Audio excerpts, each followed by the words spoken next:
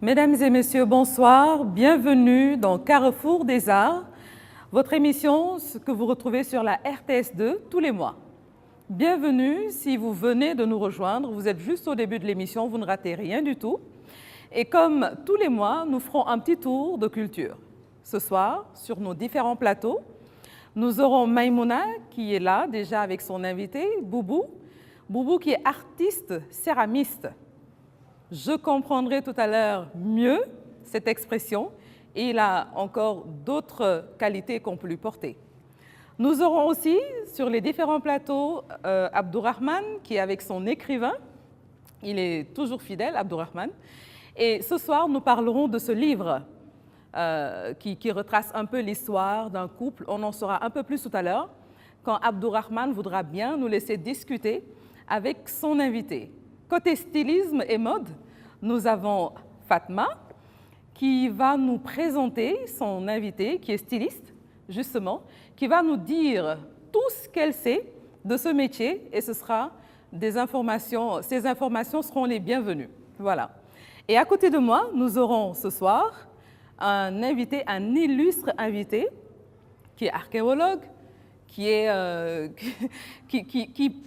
à qui aussi on peut prêter beaucoup de métiers, mais qui ce soir est là en tant qu'expert et en tant qu'artiste. Nous allons démarrer avec Baïmbalo Kebe, bonsoir. Bonsoir. Merci d'être avec nous ce soir pour l'émission, pour cette émission Carrefour des Arts. C'est tout un honneur pour moi d'être là avec vous. C'est vraiment gentil. On reviendra tout à l'heure sur votre parcours et on pourra, comme j'ai dit tout à l'heure, beaucoup apprendre de vous, je l'espère. Espérons bien. Alors, je vais juste passer au plateau qui est juste à ma droite. Bonsoir Maïmouna. Bonsoir Karine. Comment vas-tu? Très bien, comme si vous l'êtes. Le mois s'est bien passé, on revient avec de nouvelles choses? Oui, on revient avec de nouvelles choses, on revient également avec de nouveaux artistes, mais surtout de jeunes artistes qui assurent la relève de ceux qui ont été dans les premières générations, aussi bien dans les arts plastiques que dans d'autres expressions artistiques comme la poterie céramique. On aura l'occasion de découvrir cet art avec Boubou qui est avec nous. Merci d'avoir accepté notre invitation pour cette émission. De plaisir. Alors, pour moi. voilà, on aura l'occasion tout à l'heure de découvrir ce qu'il fait en direct. Eh bien, c'est comme ça, donc Carrefour des Arts, ce sera en direct. Bonsoir Abdourahmane. Bonsoir Karine. Je te vois avec un petit sourire, qu'est-ce qui se passe? Oui, tout à l'heure vous avez laissé échapper un mot. Je ne sais pas si c'est un jeu de mots ou pas. Lequel? Mais qui sied bien à notre invité.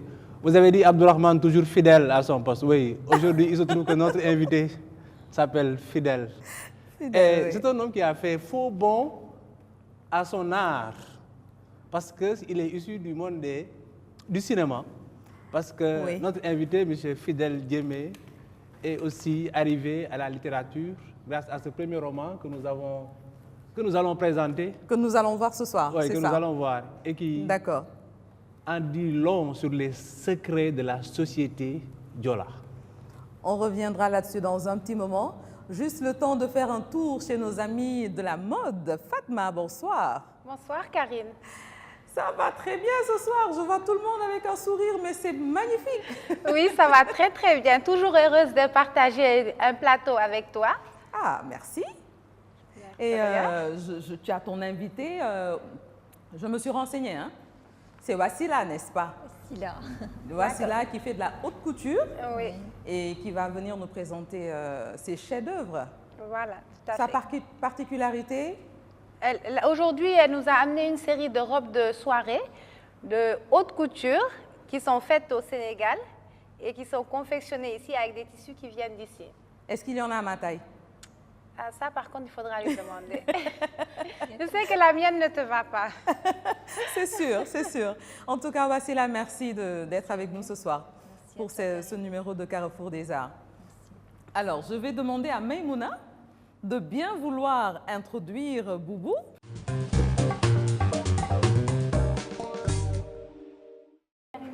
comme à chaque fois, sur le plateau des arts et culture, nous recevons un artiste. Je le disais tout à l'heure, ce soir, nous avons vraiment le plaisir de recevoir un jeune artiste.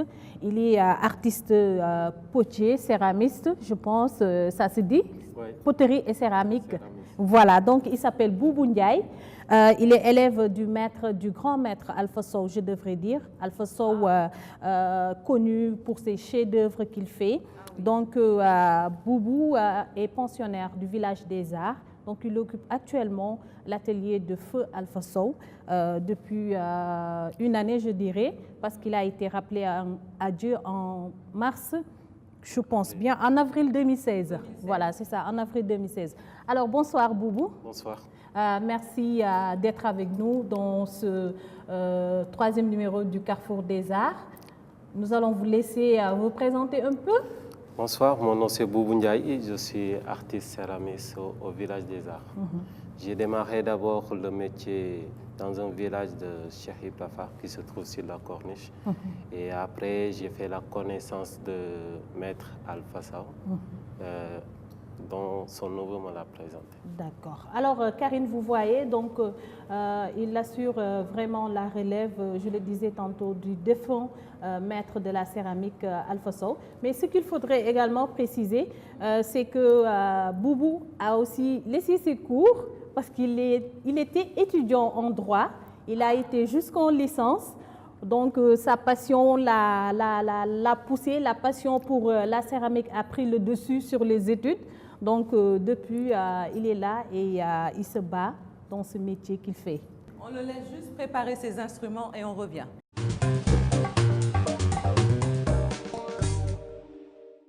Abdourahmane, j'ai le livre devant moi et que je vais montrer aux téléspectateurs, justement. Le titre de Tandjem à Tamiangon, je ne sais pas si je prononce correctement, mais c'est un livre que j'ai un peu parcouru et qui est assez passionnant parce que l'histoire que ce livre raconte est assez chargée d'émotions.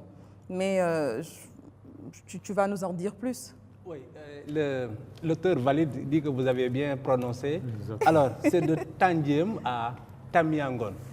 Alors, de Tandjem à Tamiangon, ça démarre par une tragédie. C'est un jeune couple, Louise et Émilie, qui n'arrivent pas à avoir d'héritier et qui ont connu plusieurs décès d'enfants à bas âge. J'ai envie de poser une question. Oui. Est-ce que cette histoire, elle a été inspirée par sa vie à lui, Fidel Djemé? Oui. Est-ce que c'est une histoire vraie ou c'est une histoire, disons, c'est une histoire, comme il a l'habitude de dire, qui frise la réalité? En tout cas, bizarrement, on retrouve, est-ce que c'est une coïncidence? Je suis très curieuse. On le croit, oui, on le croirait difficilement. On retrouve dans ce livre un personnage qui s'appelle Fidel Djemé. Alors, comme par hasard, notre invité et auteur s'appelle Fidel Djemé. Ce n'est sans doute pas une coïncidence. Tout à fait. C'est sa vraie vie. D'accord. C'est sa bio, si on veut. C'est sa vie, mais je le disais tout à l'heure, comme dans la préface du livre de Cheikh Amirou Khan, que je cite de mémoire, il disait que son livre, L'aventure ambiguë, a sans doute une saveur autobiographique. Il le revendique. Mais aussi, c'est un livre pour toute une génération, n'est-ce pas, M. Djemé? Tout à fait. En tout cas, cette histoire, c'est une histoire effectivement dramatique. Elle est loin de la fiction. Je disais, elle frise la réalité, la triste réalité. Mais dans ce livre aussi, il y a des moments de fiction, de création, surtout au niveau des personnages. Mais en tout cas, la trame, c'est tout un chemin du combattant pour réaliser un projet entre le projet d'un couple. Et je pense que ce trajet a été très dur, mais ils ont fini par réaliser ce projet. Et le résultat est qu'ils ont eu ce qu'ils ont cherché.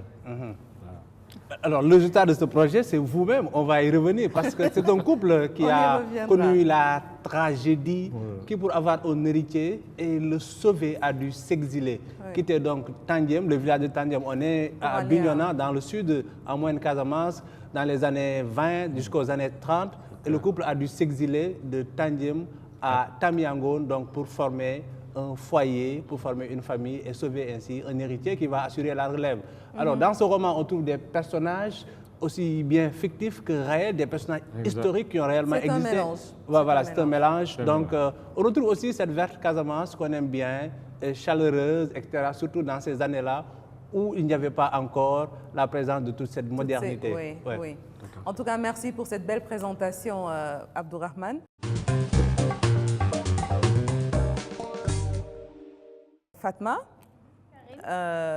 j'aimerais juste, pour commencer, voir des œuvres de Wassila, si tu le permets. Hein, c'est une permission. Il y a les mannequins qui sont là, qui ne vont pas tarder à arriver sur le plateau, parce que Wassila a l'intention de nous présenter de très belles robes qu'elle a elle-même confectionnées. Et comme elle a eu à me dire hors antenne, ce sont des robes qui, la majeure partie de ce qui a été fait à la main.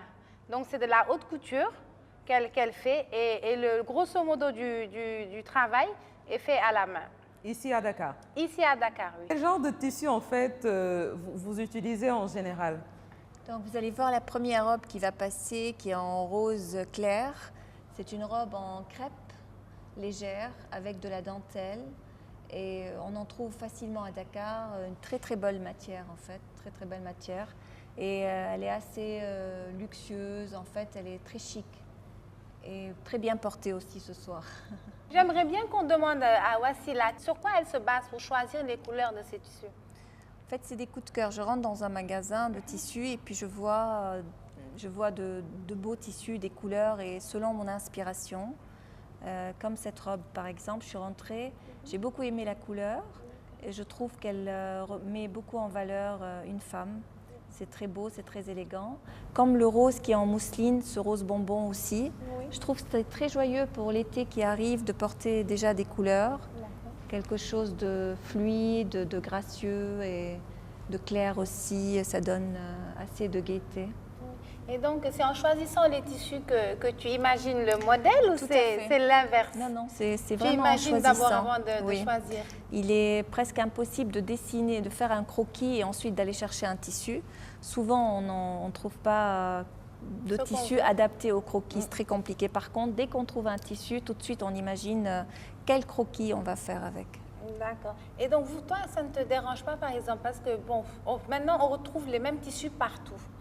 Donc, je ne sais pas si vous, les stylistes, ça ne vous dérange pas de retrouver les mêmes tissus partout? Non, pas du tout, parce que chaque styliste a sa touche. Et puis, c'est une bonne... Souvent, on fait des défilés avec le même tissu, la même couleur, mais stylisé de manière différente. C'est un challenge qu'on aime bien relever en général. D'accord, mais qu'est-ce qui vous a poussé à devenir styliste? Principalement la passion. Il faut être passionné de ce métier. C'est un métier très difficile. Beaucoup de patience, il faut énormément de patience et de tolérance dans ce métier. Donc il faut vraiment l'aimer pour le faire. D'accord, mais penses-tu que c'est un métier qu'on peut exercer sur le tas? Parce que maintenant, au Sénégal par exemple, maintenant on voit beaucoup d'ateliers de couture. Il y en a un peu partout et je pense qu'il y en a beaucoup qui sont dans l'informel et d'autres qui sont autodidactes, qui n'ont pas fait de formation en stylisme. Penses-tu que c'est un métier qui peut être inné? Tout à fait. Par exemple, le plus grand couturier au monde qui génère énormément d'argent, qui a une fortune colossale, c'est un autodidacte. C'est qui? C'est Elie Saab. Sa fortune s'élève à 900 millions de dollars et c'est un monsieur qui est autodidacte, qui aime la couture, qui n'a pas fait l'école de mode, mais il est passionné, comme aussi d'autres grands couturiers. Cette robe, elle est en tulle. On a une autre robe là. En organdie. Organza? De l'organdie. L'organdie est plus brillant que l'organza. D'accord. Et il est plus fluide, l'organza un peu plus rigide, mais l'organdie est beaucoup plus bruyant. Donc j'ai trouvé c'était une belle association de mettre une tulle de petits pois dessus avec une couleur différente. Et ce tissu, c'est du lurex en fait, il est en bronze et je l'ai associé avec de la soie. Donc c'est un travail de modéliste assez poussé sur la salopette, sur la combinaison. Oui, je vois. Mais penses-tu est-ce qu'on peut vivre de ce métier? Oui, tout à fait, on peut vivre. On peut vivre une fois qu'on a du succès et que les gens aiment, oui, on peut très bien vivre de ce métier. D'accord. Donc, quel conseil donnes-tu à la jeune génération, à la nouvelle génération qui veut se lancer dans le métier de styliste? Parce que je trouve que le futur, c'est la création. S'il faut motiver la génération future, c'est la motiver à aller dans l'art et la création. On est meilleur qu'en créant. Ce serait très bien d'avoir une identité, chacun à soi, et de développer ce secteur. D'accord. Et combien d'années d'expérience leur faut-il? Il faut, en général, c'est Bac plus 3 à l'école de mode, et il faut 2 ans de stage obligatoire avant de pouvoir dire, voilà, je peux travailler dans ce métier. Donc, c'est 5 ans. 5 ans quand même. Oui. Enfin, on n'a pas l'impression qu'il faut autant d'années d'études pour exercer ce métier.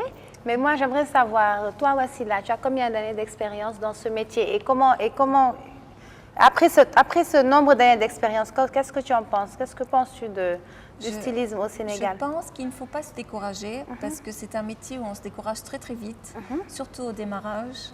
Et on a l'impression de pousser une charrue trop lourde et on n'arrivera pas.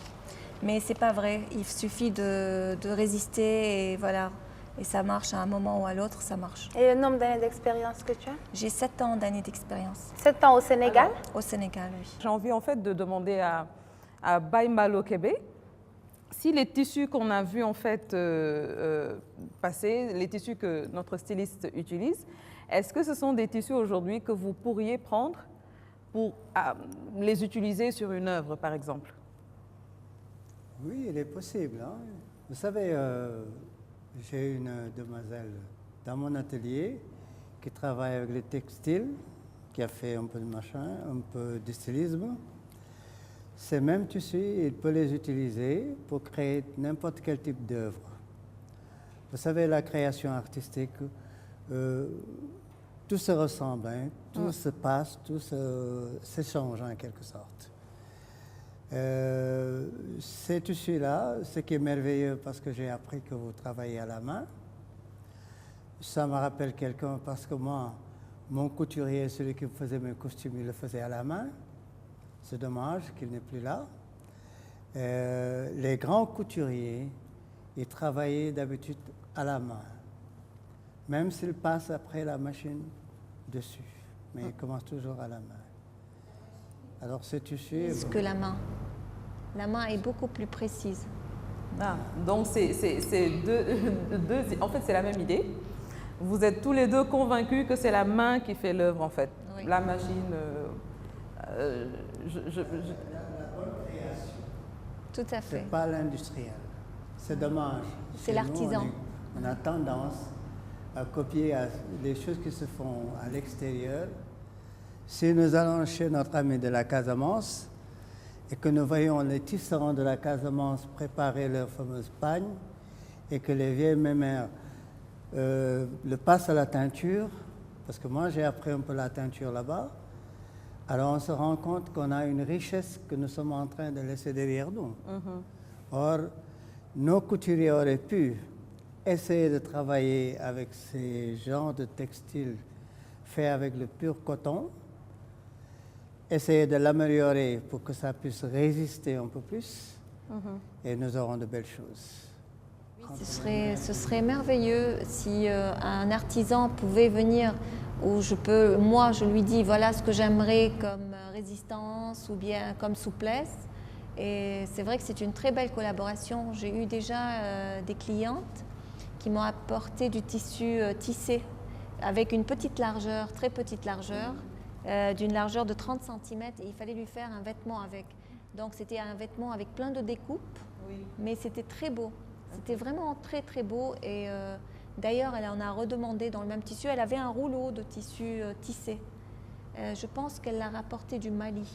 D'accord. Dans la foulée, Maïmouna, est-ce qu'on peut voir Boubou commencer son œuvre déjà, s'installer parce que je suis curieuse de voir ce qu'il va nous présenter ce soir, en attendant qu'une autre tenue de Wassila soit présentée.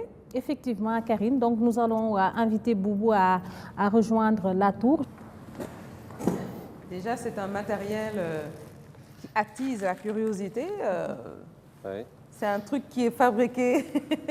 Donc, d'abord, je vais commencer. Ça, c'est une tour électrique. D'abord, tour électrique.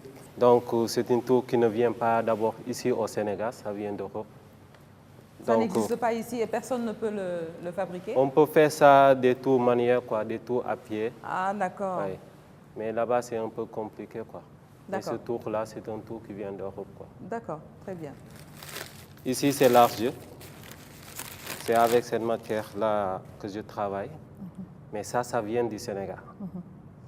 Ça vient... Est-ce que ça vient de Tchiki? Parce que je sais qu'Alpha, il allait jusqu'à Tchiki pour chercher de l'argile pour ses œuvres. Oui, on a pris le même chemin, quoi. Ah, Et ça se trouve où? Ça vient de Tchiki à Mbour, sur la route de Mbour.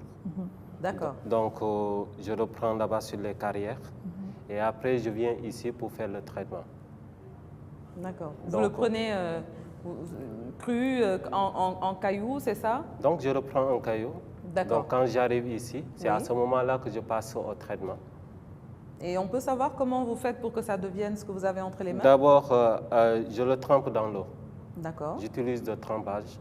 Et après, j'utilise une méthode qu'on appelle le délayage pour enlever toutes les impuretés, quoi. D'accord. C'est Donc, comme quand on cherche l'or, quoi. Ouais. Après aussi, avec cette même argile aussi, on peut le mettre dans une machine pour avoir du poudre. D'accord. Ah, d'accord, d'accord. Donc avec Donc, cette c'est poudre, deux- ouais, c'est deux, quoi. Donc D'accord. avec cette poudre-là, j'utilise ça Ok. pour faire ça, quoi. D'accord, d'accord. Donc ça, c'est une boule. Donc j'ai déjà passé au pétrissage. C'est une boule que j'ai pétrie. Donc je vais déposer ça sur le tour électrique pour démarrer. Donc je est-ce vais... que vous savez déjà ce que vous allez nous proposer ou bien Je vais vous vous n'avez pro- aucune idée de... Si je vais vous proposer une vase, avant tu me peux demander cette question-là, mais souvent quand je suis dans le tour, je n'ai pas d'idée. À condition que le client vient avec son idée, il me dit que c'est ça que je veux faire. Avec une commande. Exactement, donc à ce moment-là, je peux réaliser l'œuvre que le client veut. D'accord. Mais quand je travaille librement, moi, je fais ce qui me vient à Au fil. l'esprit, D'accord, quoi. d'accord, Ouais. d'accord. Alors nous allons le laisser nous faire la performance, le temps que tu retrouves un autre plateau. Je suis tellement... C'est quelque chose qui m'a toujours fascinée. Je me demandais comment il faisait pour sortir une forme de cette boule de pâte au début. Mais Monsieur Djemé,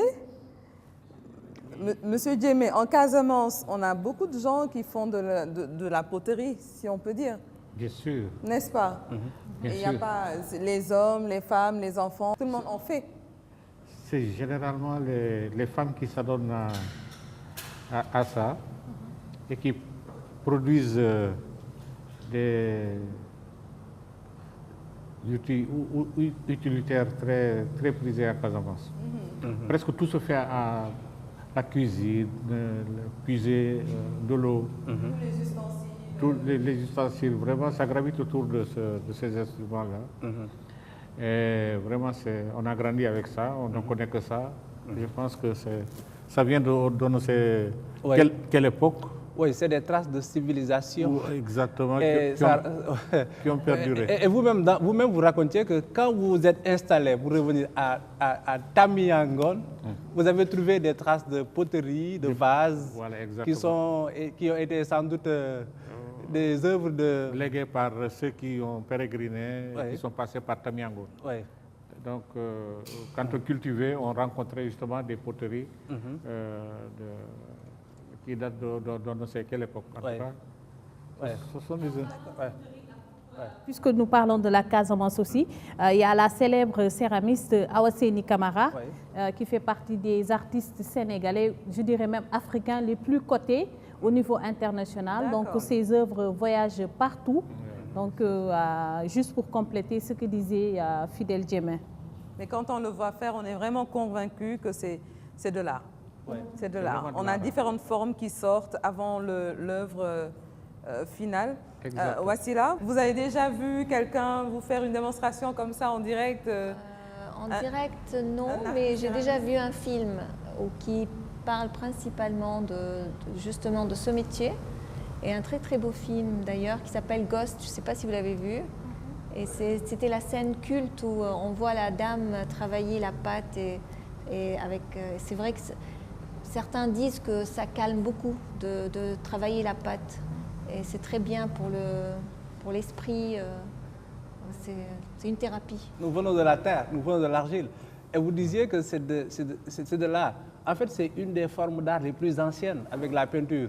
C'est vrai. Ouais, on oublie trop vite que L'Égypte ancienne. ouais, dans l'Égypte ancienne, c'était une forme d'art qui a été beaucoup pratiquée et que les pharaons étaient enterrés avec des poteries, des vases, etc. Donc Boubou, il est héritier d'un art qui date de milliers d'années. Donc, et il est heureux de voir qu'il conserve toujours la même dextérité qui va se transmettre de génération en génération. Mais Abdelrahman, tu parles d'Égypte. Justement, j'ai à côté de moi.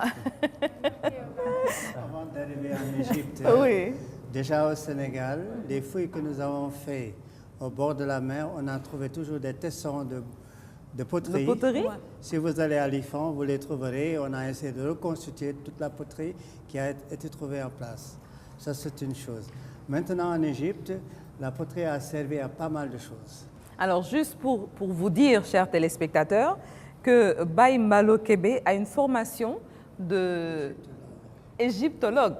C'est ça? C'est ce qu'on dit? Égyptologie. Technique. Vous avez étudié l'égyptologie. Voilà, c'est vous ça. êtes technicien de musée. Ouais. Tout ce qui est archéologie, fouille, vous y connaissez, vous êtes formé pour ça. Alors, on va écouter attentivement. Hein? Donc, en Égypte, on se servait des vases pour des jeux funéraires. Il y a déjà ça. On s'en sert aussi comme ustensile de cuisine, comme on le retrouve ici. Et ça a beaucoup servi aussi dans le commerce, en quelque sorte. Et maintenant, mais chaque vase avait ses significations. Par exemple, il y avait des vases en forme de chat, parce que le chat était vraiment sacré chez eux. Il y a Unibus, c'est un genre de chacal qui a beaucoup servi. Il y a des poteries aussi dans ce système-là. Et puis maintenant, ces poteries étaient décorées en hieroglyphes. Oui. Le propriétaire de la poterie racontait en quelque sorte son histoire. Sur le vase. Sur les vases. Et c'est ce qu'on retrouve aussi à l'intérieur de certaines pyramides ou des mastabas. On retrouvait ces mêmes dessins-là. Donc la poterie est une chose qui est vieille en Afrique. Ça a toujours été quelque chose chez nous et très important. Maintenant, au niveau de la Casamance, la poterie a une très grande importance. Parce que tous les ustensiles se font en général soit en base de terre, parce qu'ils ont de la bonne terre, et les gens là-bas ont été forgés même par la terre. C'est pour ça qu'il y a une certaine jovialité qu'on retrouve en Casamance, parce que, comme le disait Madame, travailler la terre nous met en équilibre avec nous-mêmes. C'est l'acte numéro 1 de Dieu en créant l'être humain par la terre. Oui. Et par la terre nous-mêmes, nous essayons de créer notre survie. Il y a beaucoup de choses que nous sommes en train de négliger et qui pourraient bien sortir de la terre. Exactement. Et notre jeune ami qui est là en train de fabriquer quelque chose, je suis certain que demain, si vous revenez dans son atelier, ces filles qui défilaient là auront inspiré des vases comme l'a été son maître, parce que c'était l'un des plus grands du Sénégal qui est créé avec la terre.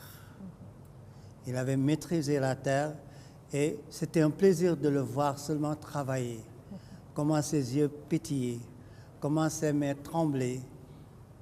C'était ça, Alpha. Et le jeune aussi est en train de suivre ce chemin-là depuis que j'ai vu. C'est pas surprenant aussi qu'il ait quitté ses études, pour faire la poterie, parce qu'on trouve ça chez beaucoup d'artistes. Il y a pas mal d'artistes qui étaient partis à faire d'autres études et qui ont changé. Carrière, même dans ce village-là, il y a des gens qui étaient des enseignants et des instituteurs et qui ont été lâchés pour entrer dans les arts. Les arts, c'est quelque chose de sacré. Oui, c'est vrai, je suis tout à fait d'accord. On peut dire, pour ne pas trop fâcher les gens, c'est l'œuvre même de Satan. Oh! C'est un petit doigt de Dieu. c'est quelque chose que Dieu a prêté aux gens. Et je dis toujours aux jeunes artistes, ne vous bombez pas votre torse quand vous créez quelque chose. Remerciez Dieu, parce qu'il vous a prêté quelque chose. C'est vrai, c'est vrai. Alors profitez-en. Est-ce que vous vous retrouvez dans ce qu'il dit, Wassila? Fatma? Bien sûr, je pense qu'on va demander à Wassila parce qu'elle elle fait de l'art aussi. Le stylisme, le dessin, c'est de l'art. Elle me dit qu'elle dessine depuis toute jeune. Donc je pense que aussi, comme dit le monsieur, c'est un don de Dieu. Oui, tout à fait. C'est dans la création qu'on s'épanouit beaucoup et qu'on est en paix. Je pense qu'on retrouve une très très grande paix dans la création. Et je pense que c'est ce que monsieur ressent. Quand il est dans son art, il retrouve une paix qui est unique. Oui, tout à fait. Il oublie, le monde disparaît, il n'y a que cet objet devant lui et qu'il a envie de parfaire en fait. Et je pense que c'est là qu'on devient vraiment les enfants de Dieu, puisque Dieu est créateur avant tout. Vous vous retrouvez dans ça, dans ce... vous vous voyez comme ça en train de créer, vous vous échappez de tout le monde. Tout artiste qui regarde un artiste travailler comme ça, il est heureux parce que ça l'inspire, ça inspire toujours quelque chose. Je vais poser une petite question sur la robe de Fatma. Oui. Alors, je regarde la robe depuis tout à l'heure. Au début, je disais que c'était du satin duchesse, c'est ça? Non? Non, c'est du satin, c'est juste du satin. On appelle ça un tissu de soie satiné. Après, on a des qualités, on a de la soie Guerlain, on a du duchesse. Ce n'est pas de la duchesse, mais non. C'est de la soie. Oui, c'est plutôt de la soie. Et en haut, on a... Qui est légère, pas très épaisse. Et en haut, on a de la dentelle, en fait, qui est un peu brillante et doublée par le même tissu que la jupe. Et ensuite, il y a un travail main de petits bouts découpés, déposés un peu partout pour donner un bel effet fini, en fait. Une robe comme ça, elle vous prend combien de temps? Pour la couture, pour les garnitures à poser dessus, ça vous prend combien de temps en tout? En fait, moi, je suis assez rapide. Moi, ça dépend du modèle. Un modèle comme ça, je peux le faire en un jour. En un jour? En un jour, je peux le faire. Oui, maintenant, avec l'expérience. Mais au début, j'avais besoin de 3-4 jours. Aujourd'hui, non, je suis vraiment beaucoup plus rapide parce que j'ai une équipe aussi derrière. Je ne suis pas la seule. Oui. Moi, c'est-à-dire, je pose le patron que je trace sur un papier. Ensuite, je donne le papier à ma couturière qui va poser sur le tissu le papier et qui va bâtir tout autour du papier. Et cela va sortir le patron de la robe exactement dans les mesures exactes. Et ce que j'ai appris en haute couture, c'est que chaque millimètre est un millimètre. Exactement. Oui, on ne rate pas un millimètre. D'où, en fait, l'équilibre. On appelle l'aplomb. En haute couture, il faut avoir toujours l'aplomb d'une tenue. Ce n'est pas pour rien que c'est de la haute couture. Hein? Oui, c'est de la haute couture. Quand je suis passée il y a quelques jours dans votre boutique, j'ai vu des robes que vous m'aviez présentées, on a discuté, mais c'était des robes où il fallait prendre beaucoup de temps. Oui, il y a des robes travaillées, c'est-à-dire elles sont brodées sur la robe pièce par pièce. Celles-là, elles prennent beaucoup plus de temps, comme la robe de mariée qui est passée. Il faut au minimum 20 jours à 15 jours pour broder parce que c'est des petites pièces toutes posées une par une, collées avec des dessins particuliers. Et il y a assez de tissu, assez de travail sur cette robe. Ça dépend de la robe. Pour moi, celle-ci, c'est une robe, pour ma part, facile à faire. La robe de mariée, bien sûr, elle est plus complexe, beaucoup plus. L'autre aussi, la beige, avec un tissu elle a un tissu haute couture. Elle a un tissu haute couture et même les perles faites dessus. Oui. Voilà ma robe. Elle est très jolie et c'est une couleur Elle est simple et jolie, oui. C'est une robe et la couleur aussi est très... c'est une très très belle robe. C'est une couleur qui flatte en fait, le bleu marine. C'est une couleur assez sage, spéciale. c'est assez sage. C'est du bleu? C'est du bleu marine. C'est du bleu marine. Du bleu marine. C'est du bleu nuit plutôt, bleu nuit. Voilà. Ça pourrait ressembler un peu, Monsieur Diémé, Abdourahmane. En fait, je ne sais pas, je suis en train de faire le lien entre... Mais tout à l'heure, on parlait de teinture avec Baïmalo, mais ça me rappelle un peu, il y a une teinture qu'on utilise souvent avec les femmes de la Casamance, qui a à peu près cette couleur-là. Je me trompe? Dans l'utilisation des pagnes. Oui, dans la fabrication des pagnes, les pagnes c'est une tissées. couleur qui revient souvent. Assez souvent, oui, le noir, noir et blanc. Est-ce que cela a des symboliques particulières dans la culture Diola? Il y a une symbolique assez mystique parce que un certain nombre de couleurs sont censées protéger les personnes qui les portent de certain nombre de malheurs. Donc je pense que contre le mauvais œil, par exemple, je pense que même dans les cérémonies d'initiation, généralement, il y a des couleurs qui sont particulièrement recommandées aux jeunes initiés. Tout cela, c'est dans le cadre de la protection mystique de ceux qui entrent en scène ou de ceux qui sont en train de subir une cérémonie particulière. Je pense que...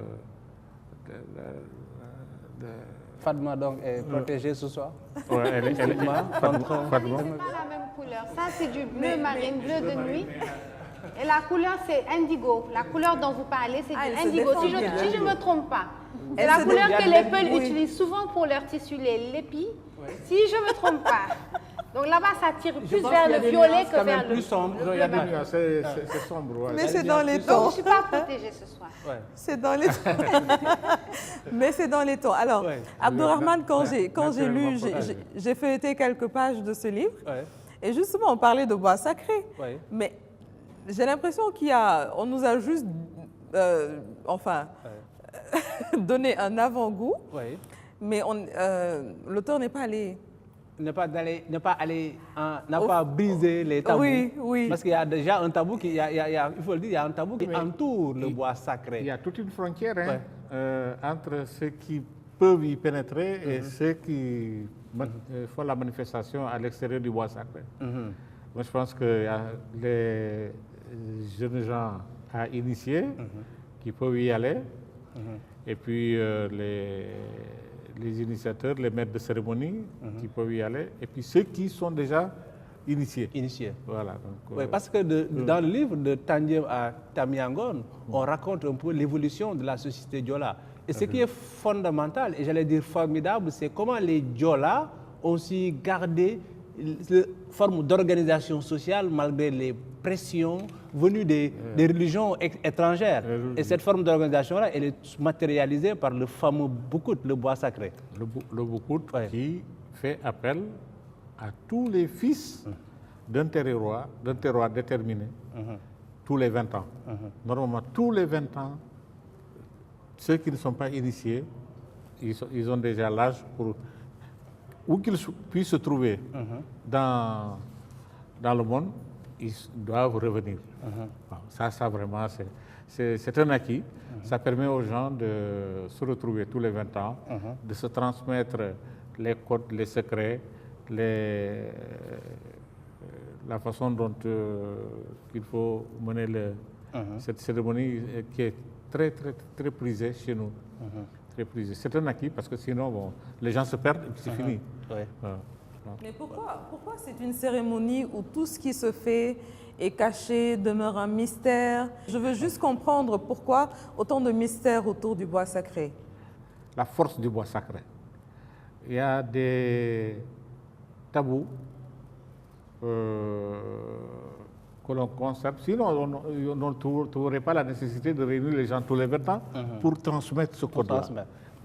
Donc, si il n'y avait pas cette nécessité de transmettre ces codes-là tous les 20 ans, ça serait donc à la portée de tout le monde. Donc, je pense que ça a été conçu ainsi pour préserver ce mystère et conférer à la cérémonie du boukout une signification toute particulière. Parce que les gens se posent la question, mais qu'est-ce qu'il y a à l'intérieur? Exactement, c'est la même question que je me pose. C'est le grand mystère. C'est le grand mystère. C'est la même question que je me pose. Et je suis sûre que dans le bois sacré, on trouvera beaucoup de poteries. Justement, ces poteries qui sont fabriquées par des artistes céramistes comme Boubou. Les colonnes de femmes qui amènent l'eau à boire, c'est avec des canaris. Comme ce qu'il est en train de faire. Voilà, ce qu'il est en train de faire, par exemple. Un peu plus grand. Karine, oui. J'aimerais savoir, parce que les femmes, elles disent que les canaris conservent l'eau fraîche. Et donc, c'est une question que je voudrais poser à vous, si c'est vrai. Chez moi, c'est comme ça. Et c'est la terre qui conserve l'eau fraîche. Voilà. Même chez moi, dans ma maison en Casamance, Oui, j'ai des canaris. d'accord, Il y a des canaris. d'accord. Je n'ai pas besoin de frigo. Il y a le frigo. Le frigo, il est récent. Mais le canari conserve de l'eau fraîche. D'accord. Alors, Baimbalo, est-ce que vous, dans votre culture, vous retrouvez ces... Je retrouve dans mon enfance. Hein. Vous savez, le frigo, etc., c'est maintenant qu'il y en a Oui. beaucoup. Hein. Mais tout se conservait dans des canaris.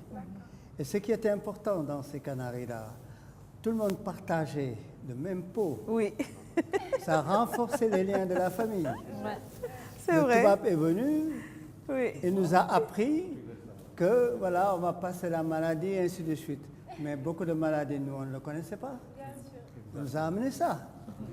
C'est Parce vrai. que notre canari à la maison, ce grand canari-là, qui avait de l'eau fraîche, je voyais grand-mère qui mettait ses colas sur la canari pour les rafraîchir. Mais on mettait beaucoup de choses dedans. Ouais. Et puis, il y avait ces herbes parfumées qu'on trouve Oui. au Mali, le tchèp, etc., qu'on mettait dedans et qui parfumaient. Et elle est d'accord. Maintenant, si on part comme dans la forêt sacrée, les féticheurs en milieu serré utilisent, comme chez les Diola, des canaris pour mettre les coctions sur lesquelles on doit se baigner. Parce que c'est de la terre, c'est quelque chose de naturel. Ouais. Donc ça conserve les choses. Et on faisait la cuisine avec aussi. Donc c'est quelque chose de vaste. Hein? Le doyen vient de dire que je pense que ce sont des objets sacrés qui ne doivent pas manquer dans un foyer, tout comme le pagne tissé ou bien le pagne en bleu turquoise, ce qu'on appelle le baha. Donc je pense que ce sont des valeurs et des vertus qui sont en train de s'effriter. Et je pense qu'il est temps qu'on revienne un peu sur certaines pratiques qui nous ont beaucoup aidés et qui ont su garder les concepts de solidarité, de partage dans nos familles. Alors Karine, je pense que la conception de notre vase est à mi-chemin. Boubou, je pense. Vous Oui, en êtes où? Ou bien c'est presque fini? Oui, c'est presque fini. Ça reste la décoration. Donc cette vase, c'est une vase que le vieux maître Alpha a l'habitude de le faire. C'est une vase semi-flore que j'ai repris comme ça. D'accord. Donc et après, il y a la décoration qui reste. Donc là, comme décoration, je vais choisir des lézards. Parce que si Des on lézards? connaît des lézards, parce que mon père est là, il connaît très bien ce que je dis. Alpha a l'habitude d'utiliser des lézards, de sculpter des lézards, des pics, tout. C'est sa passion. C'était sa passion. Oui. Donc je vais représenter aussi des lézards sur cette vase-là. Donc ça, c'est la deuxième étape. Après le pétrissage, la préparation de l'argile. D'accord. Ça, c'est le tournage. Et après le tournage, ça reste la décoration. Donc, on est en train de tourner et il y a un petit tournage à côté. Oui, ça, c'est une vase semi-flore de 2,5 kg. 2,5 kg. 2,5 kg, oui. D'accord. D'accord. Alors, Ah, c'est Karine, aussi lourd, hein? peut-être avant de passer à la décoration, demander à Boubou de nous parler un peu de son compagnonnage avec ce grand maître Alpha Sow, qui était Alpha Sow, et puis surtout ce qu'il a retenu de cet homme. Je suis étudiant à l'université. Donc, je voyais ce métier-là comme ça, à la télévision. Je me suis dit que je vais essayer d'apprendre ça. Mais à ce moment-là, j'étais très jeune. J'étais très jeune et après, de fur et à mesure que le temps passe, quand je suis rentré à l'université, j'ai découvert ce métier-là par un artiste céramiste aussi, c'est Abdou Sam. Donc, c'est lui qui m'a donné les premiers cours sur la céramique. Donc, c'est à partir de ça, les premières semaines, donc le neveu d'Alpha m'a vu, il m'a dit que tu ressembles beaucoup le travail que mon oncle fait. Je lui ai dit, comment ça? Après, il m'a expliqué, il est au village des Arts, il m'a donné des détails. Et après, à ce moment-là, il m'a présenté Alpha. Quand il m'a présenté Alpha, donc, la première des choses à dire, c'est que tu as commencé la céramique quand? J'ai dit, ça fait maintenant 2 semaines. Juste 2 semaines. 2 semaines. Donc, à ce moment-là, il m'a dit, va t'asseoir là-bas et réalise-moi quelque chose. J'ai commencé à faire quelque chose. Donc, depuis ce moment-là, quand je suis à la fac, quand il y a grève, il m'appelle. Il faut aller à l'atelier, va travailler. Donc, je ne savais pas parce que moi, je le faisais comme ça pour le plaisir. Oui. Mais tout le temps, quand il y a grève à l'université ou bien quand je ne travaille pas, il m'appelle. À la fin, il m'a appelé pour que je vienne travailler avec lui. Ça fait maintenant 3 ans. D'accord. Donc, je venais à l'atelier ici et je donnais des cours aussi. Un jour, je lui ai dit, mais moi, je suis venu pour apprendre cours. Toi, tu me dis de donner cours. Il m'a dit que tu peux le faire. C'est à ce moment-là que j'ai commencé à aimer plus, parce que je l'aimais déjà. J'ai commencé à aimer plus encore ce métier. Vous êtes devenu un vrai passionné. Oui.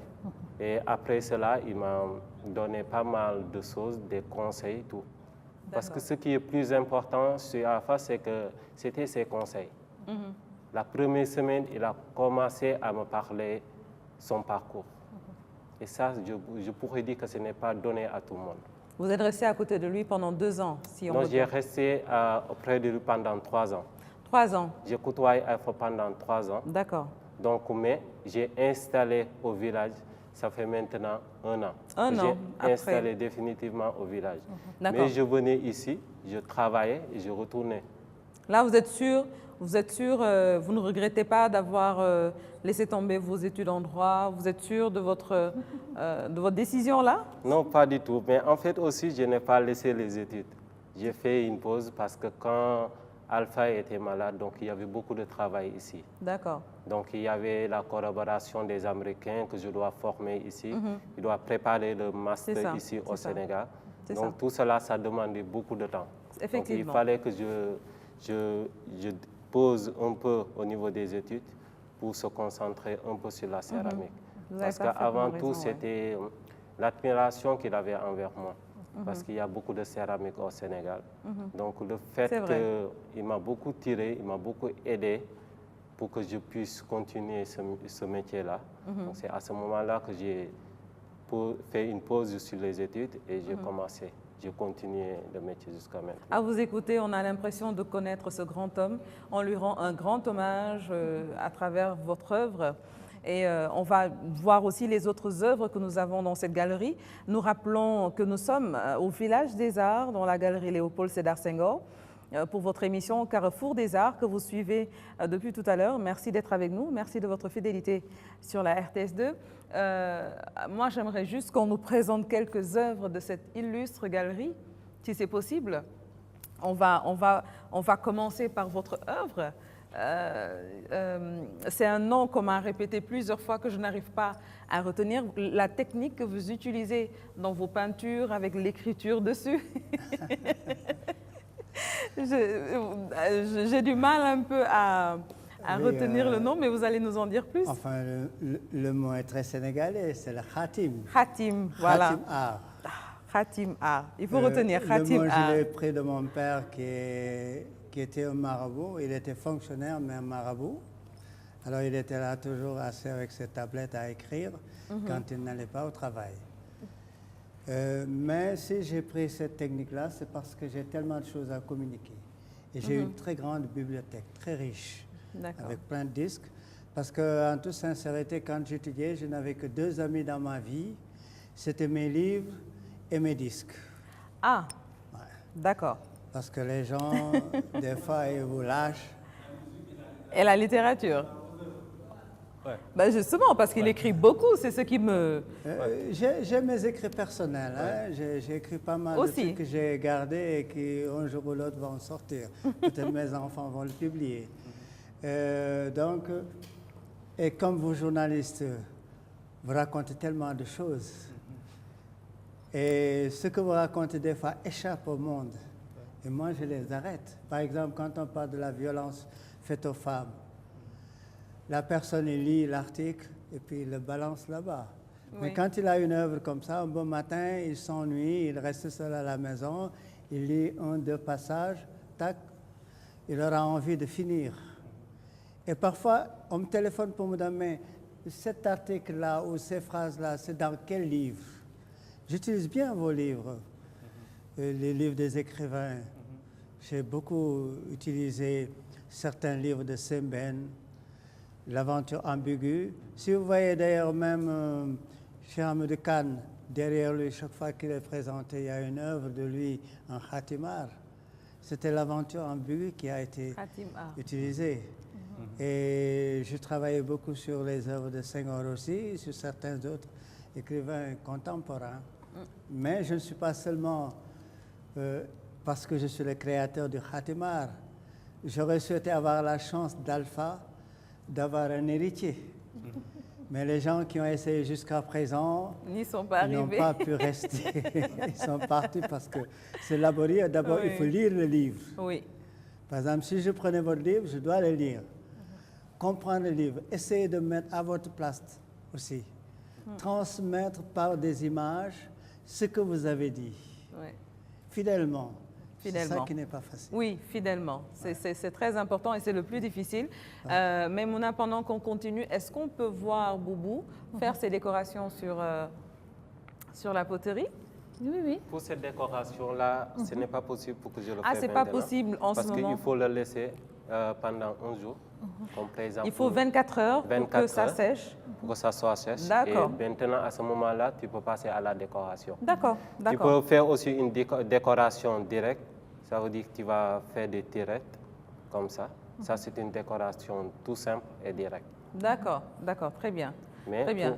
Pour la décoration, pour que tu puisses sculpter quelque chose, il faut le laisser pendant 24 heures. Il faut le laisser pendant 24 heures et après, tu peux passer à la décoration. D'accord, d'accord. Ou bien aussi, s'il y a le soleil, tu peux le sortir que pendant 3 heures de temps, tu peux passer directement à la décoration. D'accord. Donc forcément, il faut la cuisson avant de, oui. de après, passer à... quand tu as fait quand la décoration est terminée, il faut le laisser que ça soit sec. D'accord, très bien. Donc ça peut durer 1 semaine ou bien 2, ou bien même pendant 1 mois. Tu peux le laisser pendant 1 mois parce que le climat ici, ça change tout le temps. Tout dépend du climat. Après, quand c'est sec, tu peux passer ça au four. D'accord. Quand ça vient de sortir au four, ça donne une couleur orange. Ah, c'est ce qu'on a juste à côté de vous. C'est cette couleur-là qu'on a quand ça... Oui, ça donne cette couleur-là. Après cette couleur-là, tu peux utiliser la peinture ou bien le cire, qu'on appelle le patina, ou bien aussi l'émail. On peut utiliser 3 sortes. Quoi. Comme aussi, on peut le laisser naturel quoi. D'accord. Ben, on en découvre des choses. En tout cas, merci Boubou pour cette magnifique œuvre que vous nous avez servie en direct ce soir. Moi, j'aimerais demander à Wassila si elle pense ou si à partir de maintenant, elle penserait peut-être faire des tissus où on retrouve des dessins d'art, du khatim art, et des tissus que vous allez utiliser pour faire justement vos chefs-d'œuvre. Oui, je voudrais dire que déjà l'œuvre de Hatim A dans les tableaux, ils ont déjà été créés par un créateur qui a eu beaucoup de succès, Galliano, et il faisait justement des robes avec des imprimés comme ça, où il y avait des écritures. Et ça avait fait un grand boom et c'était un grand succès. C'était très, très, très beau. Vous n'auriez pas envie un jour d'exploiter ce... Je trouve ça magnifique. Quand je suis rentrée, j'ai eu tout de suite un coup de cœur pour le grand tableau. Et je suis restée à regarder, je dis, j'adore. C'est un tableau que je mettrais chez moi tout de suite. J'aime beaucoup, j'aime beaucoup. Vous a tout de suite attiré. Oui, très, très beau tableau. C'est un tableau qui parle de la francophonie. Parce que ce que je voulais faire en commençant sur la francophonie, je voulais faire le discours de chaque président parlant de la francophonie. D'accord. Mais je suis tombé sur un os. Il se trouve que le président Wade n'a jamais parlé de francophonie. Ah. Alors donc il fallait changer. Oui. J'ai mis le parcours de chaque président. D'accord. Et j'ai refait une autre œuvre avec les pères de la francophonie, dont Senghor, Bourguiba, Mitterrand, etc. Et cette œuvre se trouve actuellement à Diamniadio. D'accord. Là, c'est l'histoire. Si vous lisez bien, vous verrez comment est créé le mot francophone. francophonie. Tout ça se trouve dans le tableau. Tout est dans le tableau. C'est tout un livre. D'accord. Vous apprendrez beaucoup de choses en lisant. Ah, on est sûr. Ça, on est sûr. Hein? Et puis maintenant, sur chaque président, il y a le parcours. Il y a des choses qu'on ne voit pas tellement, qu'on ne lit pas beaucoup dans la presse même, sur la vie d'un président et qui se trouve dedans parfois. Alors, nous sommes presque à la fin de notre émission. J'aimerais, Abdourahmane, que ton invité puisse dire son dernier mot en nous précisant si un jour, justement, il va nous donner une solution, une petite solution à ce petit souci, faire des recherches pour nous aider à savoir pourquoi l'ancien président du Sénégal n'a jamais parlé de francophonie et l'histoire de la francophonie en général. Oui. S'il y pense. Oui. Il va continuer à faire des recherches. Mais attention, j'aimerais ajouter quelque chose sur l'œuvre de notre invité. Oui. Il est sûr qu'on peut arriver à lire des choses, des textes. Il fait de la littérature à sa manière, à travers ses œuvres.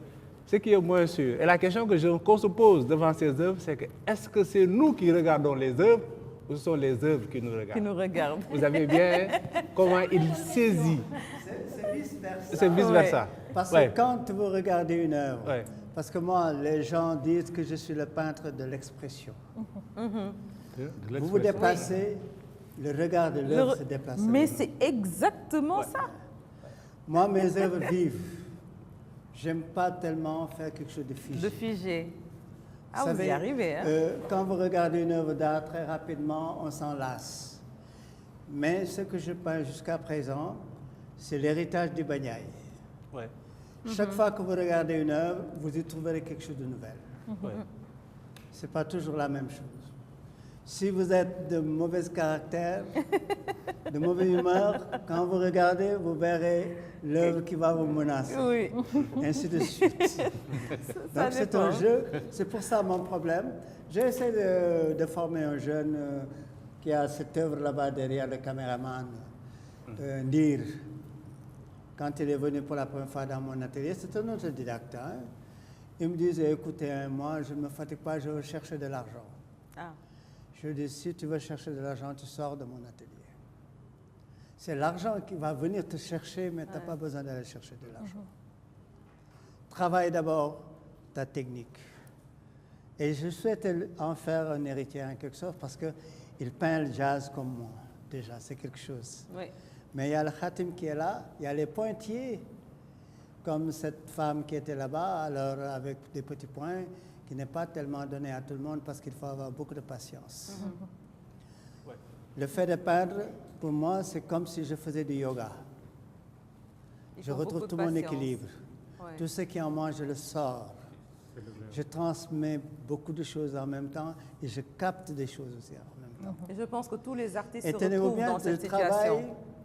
Chaque soir, à partir de 3 heures du matin jusqu'à 5 heures, je me repose quelques minutes, je me lève pour faire ma prière, lire mes journaux. Les journaux, pour la première fois, je lis les journaux, je les lis maintenant parce que je vous attendais, mais d'habitude, c'est à partir après 5 heures, après ma prière, que je lis les journaux, que je fais mes correspondances et je suis encore debout. Alors, j'espère que tu as la réponse à ta question. Oui. Je pense que quand on entend Mbalo Québec, que ce soit Boubou, que ce soit Wassila et notre invité Fidèle Djemé, je pense qu'on a dit tout à l'heure que l'œuvre d'art est une portion de la création divine. Ouais. Et c'est un acte divin, mais c'est surtout un acte d'amour aussi. Parce que quand on entend Boubou, la façon dont il parle de sa matière, comment on la voit, comment il la pétrit, comment il la modèle, etc. Wassila parle de la matière avec cet amour, cette tendresse, qui cherche à insuffler, comme Mbalo Québec insuffle à ses personnages, cette vie, cette âme, parce qu'on dit que le regard est une fenêtre ouverte sur l'âme. Je pense que c'est quelque chose qui est commun à tous les artistes. On a beaucoup parlé... C'est le miroir de l'âme. C'est le miroir de l'âme, effectivement. Voilà. Et on a beaucoup parlé d'héritage, de transmission. C'est l'essence même de ce livre. Un couple qui a voulu fuir la fatalité pour arriver à se trouver un héritier. Et cet héritier, il est aujourd'hui présent avec nous sur ce plateau. Et il a voulu faire œuvre de transmission en fixant les valeurs sociales et culturelles du peuple d'où il est issu, le peuple Diola. Monsieur Djemé. C'est ça. toute création est utilitaire. La création, c'est la fiction, mais aussi c'est aller vers rendre service.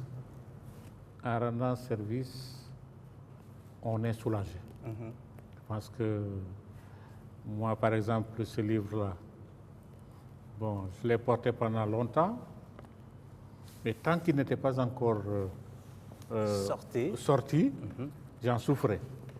Mais maintenant, je suis un homme libéré.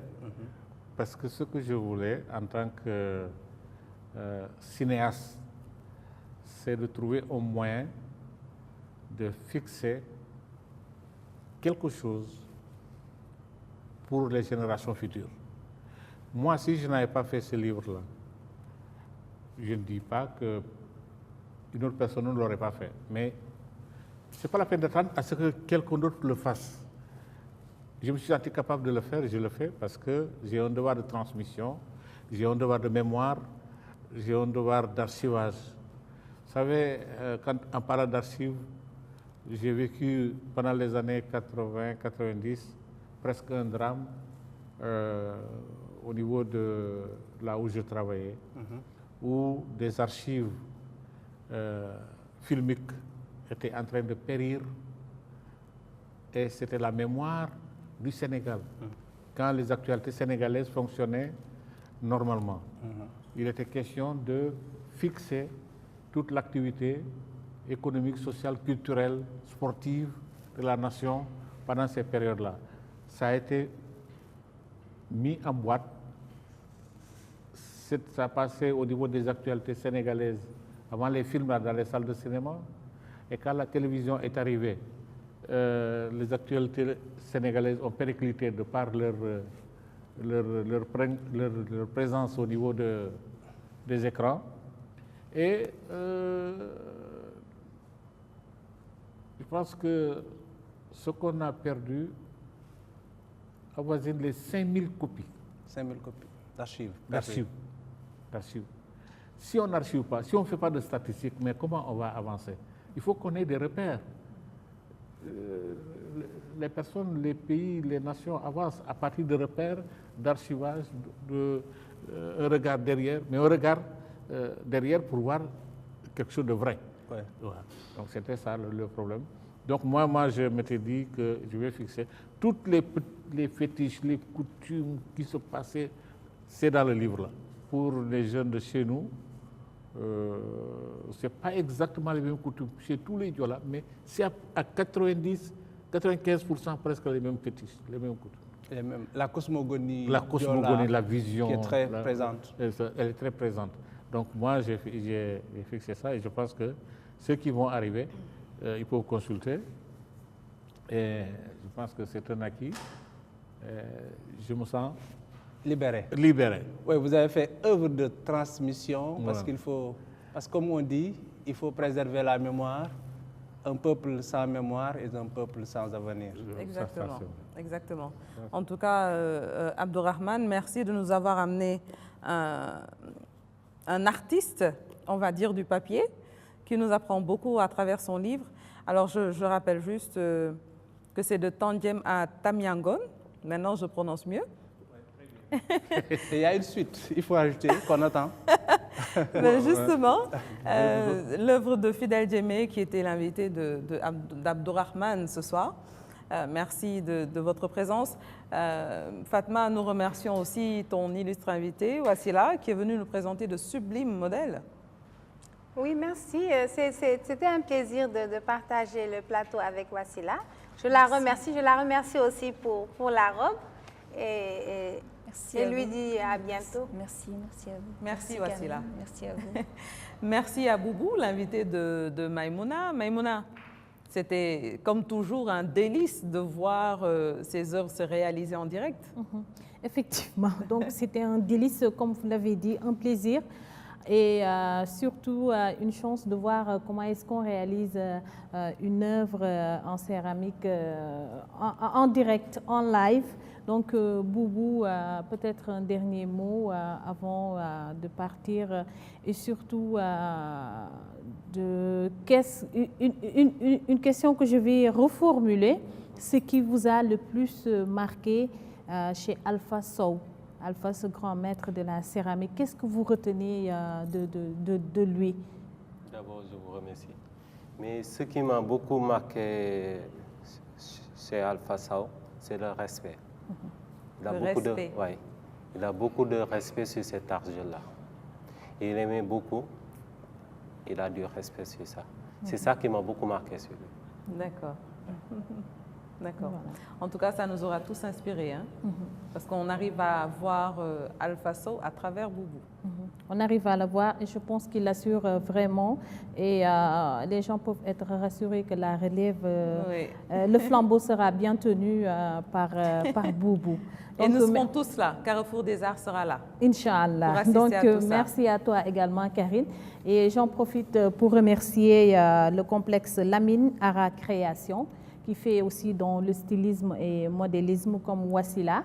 Donc, je le remercie pour cette tenue. Donc, il est au centre de Bop, en face de la rue 5. Et son numéro, c'est le 77 557 52 84 ou bien le 77 065 69 59. Wassila est au 77 655 71 13. Si on veut ces magnifiques robes, on appelle à ce numéro. Oui. Alors, moi, je vais appeler, mais il faudra faire des grandes tailles d'abord. Alors, Baye Malo Kébé, merci de nous avoir accompagnés pendant cette émission. J'ai beaucoup appris. Je pense qu'on a tous beaucoup appris de vous ce soir. Merci pour cette générosité. Merci. Vous savez, dans les arts, s'il n'y a pas de générosité, ça ne va pas loin. Il a eu un maître de marque. J'espère qu'il arrivera à faire le chemin de son maître, avoir la même générosité et curiosité aussi d'Alpha. Oui.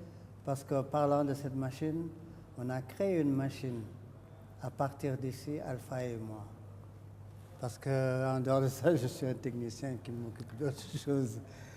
On a créé une machine, on a créé un four. Malheureusement, on n'a pas eu le temps de le réaliser. D'accord. Parce qu'on allait faire des formations dans différents endroits. Pour ces machines-là, on le fait ici au Sénégal maintenant. Ouais. Que ce soit le tour électrique, le tour à pied et le four aussi, on le fait ici au Sénégal. De toute façon, maintenant. puisque nous sommes là, voilà. Nous aurons le temps de discuter et je vous passerai certains trucs. Et nous aussi, on sera là, parce qu'on va venir prendre ce qui nous appartient comme connaissance. Oui, vous serez toujours le bienvenu au Village des Arts. Merci beaucoup, c'est gentil. Et nous serons plus heureux de recevoir encore l'écrivain parce que ce livre-là, il faut que j'en fasse une toile. Ah! Du fait que j'avais été affecté en Casamance par Hassan Sek et le jour où il décidait devant Senghor pour dire je l'envoie en Casamance, il a dit je t'envoie chez toi en Casamance. Et vous savez pourquoi? Parce que je m'appelle Mbalo. Et il y a les Peuls de la Casamance qui sont prénommés Mbalo. Oui. C'est ça qui a fait que j'ai été en Casamance pour créer un musée. Mais je n'ai pas eu la chance de le faire parce que je suis tombé malade et puis je suis revenu. Et ça s'est enchaîné. Quand il y a eu cette histoire avec les Manoch et les Diola, j'étais présent. J'ai eu à collecter beaucoup de poteries qui sont actuellement au musée de Lifon. Et c'était les Manoch qui avaient fait ce genre de poterie, etc. Mais si, quand vous aurez décidé de faire de ce livre un chef-d'œuvre, s'il vous plaît, prévenez Carrefour des Arts. D'accord, il faut que pour je qu'on lise puisse être témoin. Parce que j'ai eu le temps de feuilleter un peu. J'ai vu quelques passages qui ont fait des tas de tics dans ma tête. Oui. Et comme c'est bien parti, à lire quelque c'est chose, bien il faut parti. que je l'achève. Donc je trouverai ce livre-là pour essayer de... Là, on est juste à la première partie. La suite, ce sera dans quelques petits moments quand il aura décidé qu'il va commencer ce chef-d'œuvre à partir du livre de Fidèle Djemé. Rassurez-vous, on sera là. Ne vous en faites pas, on ne ratera rien du tout. Merci beaucoup, Baye Malo Kébé, d'avoir répondu à notre invitation. Merci. Et nous espérons que c'est juste le début d'une longue collaboration. Oui, je pense bien, parce qu'il y a tellement de choses à léguer. Comme l'écrivain, c'est un musée ambulant. C'est Il vrai. y a tellement de choses à dire et je me demande s'il aura assez de temps pour le dire. Vous êtes bien placé pour nous, permettre de réussir. C'est vrai, mais on fera ce qu'on peut avant que le temps ne nous arrache de Voilà. Abdourahmane, Fatma, Maïmouna, merci, hein, merci d'avoir été là aussi ce soir. Avec vous, on a beaucoup appris, encore une fois, avec l'art visuel, avec l'expertise, le stylisme, la littérature. On se retrouvera très très bientôt avec d'autres artistes, d'autres sujets. Carrefour des Arts est fini, voilà. Nous aussi, on n'en a pas assez, mais rassurez-vous, dans un mois, on se retrouvera pour un autre numéro et nous vous disons merci de votre fidélité sur la RTS, la télé encore plus proche de vous. À très bientôt pour un autre numéro. Au revoir.